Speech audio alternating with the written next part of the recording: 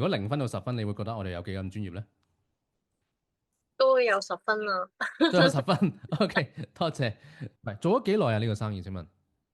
誒，Rihanna 呢個就半年啦，然後即係做咗1個月嘅廣告就冇 result 啦，咁我都想停，因為我都唔想咁樣燒錢，嗯，因為自己個 budget 有限啦，你目前嚟講，你投放咗幾多錢落呢個 business 嗰度啊？暫時6萬到。呢個成個 report 俾你㗎。咁啊，呢度差唔多10幾版㗎啦。